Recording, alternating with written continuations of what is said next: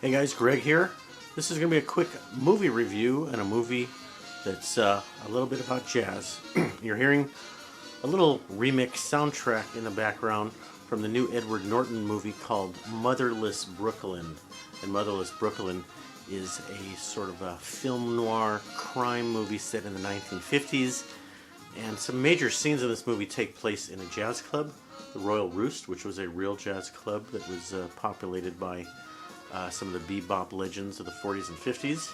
Major plot points take place in the jazz club, and some of the jazz musicians are involved, and there's a great soundtrack. So sitting through this movie, I didn't realize it was going to take place in sort of a jazz world, but I was pleasantly surprised to hear some really good music. Sitting through the movie, I'm trying to figure out who did this soundtrack. And how many times have you sat and listened to a soundtrack, wondered who it is, and at the end of the movie, you see the credits scroll up, and you're like, oh yeah, that's a buddy of mine. Well, sort of. So the jazz that you're hearing is a jazz combo with Wynton Marsalis on trumpet, and his sax player is a person who's an acquaintance of mine. He probably doesn't even know me. What's his name? Ted Nash. Ted Nash and I went to the same high school, played in the same high school band, 10 years apart. He went on to be a Grammy Award-winning composer and sax player, and plays in the Live at Lincoln Center band, so he does a lot of stuff with Wynton Marsalis.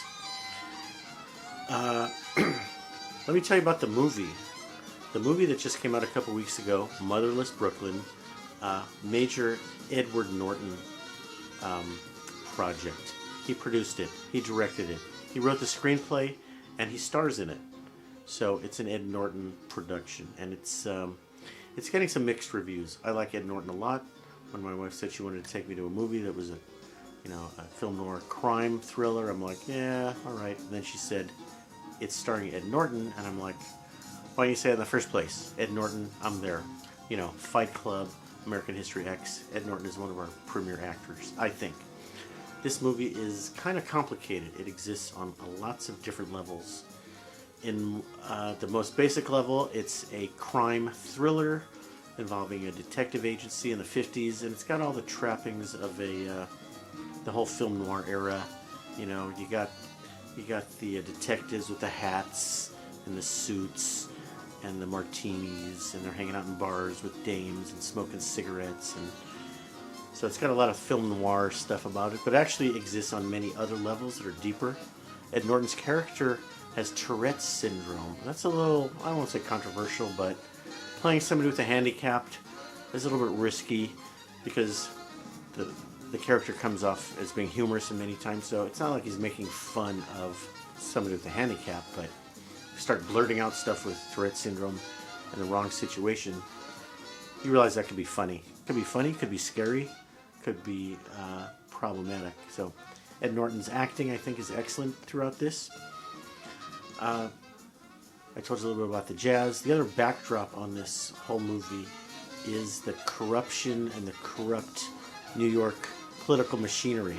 And Alec Baldwin is kind of the head of this. Now, Alec Baldwin plays a character. The music stopped, so maybe you can hear what I'm saying now. Alec Baldwin plays a character that's based on a real-life character named Robert Moses, who ran the city of New York for 30 or 40 years. Behind the scenes, he was not an elected politician. In the movie, it's fictionalized, and his name is Moses Randolph. Yeah, that's right, Moses Randolph.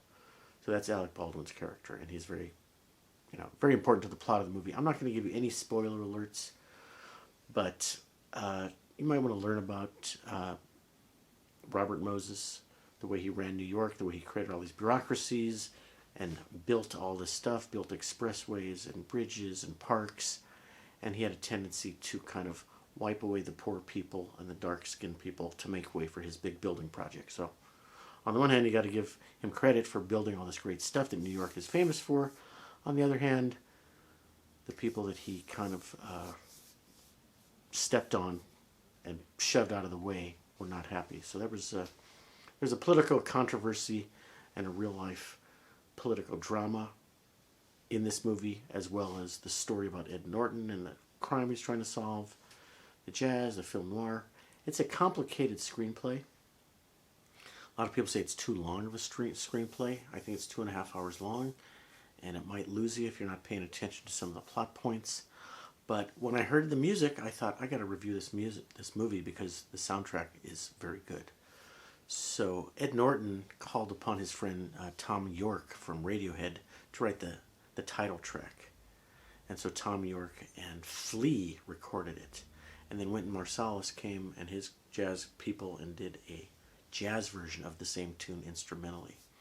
So, great film noir soundtrack. I keep saying film noir, but it's not in black and white, it's in color. But it's got a lot of the stylistic stuff of the film noir era. I liked the film. I can't say I loved it, but I liked it a lot. I would recommend it if you're a fan of any of the stuff I mentioned before. Crime, thriller, Ed Norton, jazz. If you like any of those things, and politics, if you like any of those things, you might like this movie. But it ain't perfect. It's got like a 60-something on Rotten Tomatoes with the critics. But really enjoyed the soundtrack and really enjoyed the setting in the jazz club. So that is a quick and dirty review of the new Edward Norton movie called Motherless Brooklyn. Check it out. Maybe wait to see it on DVD or Netflix. Up to you guys. Thanks for watching. Check you guys soon.